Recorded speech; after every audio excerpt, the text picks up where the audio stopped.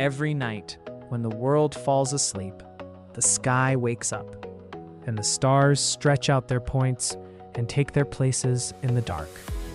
Big Star was always the first, warm and steady and glowing orange gold. And with one gentle nod, the stars around him would come alive, one by one.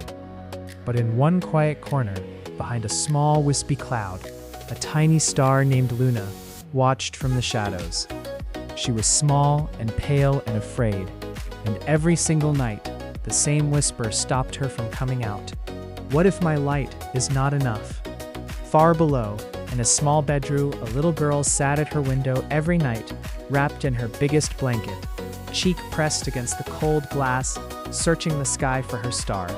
Not just any star, but her star, the small pale golden one in the quiet corner that she had named secretly in her heart.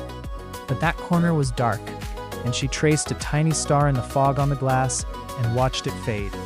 This night, Big Star came to Luna himself, floating into her cold corner with all his warmth. He did not rush her.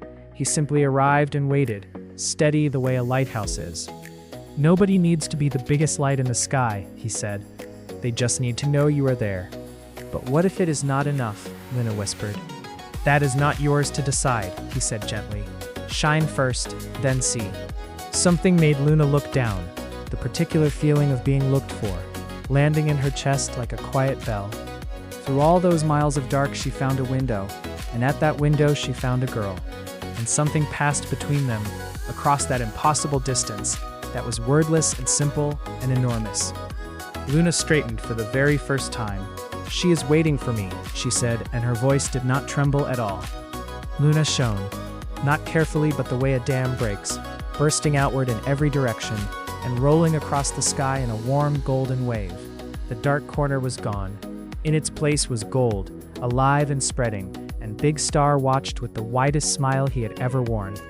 In the bedroom below, the window blazed with golden light, and the little girl lifted her face from the cold glass, and slowly, the way the best smiles always come, hers grew from the corners outward, like a sunrise. She pressed one small palm flat against the glowing glass. "There you are," she whispered.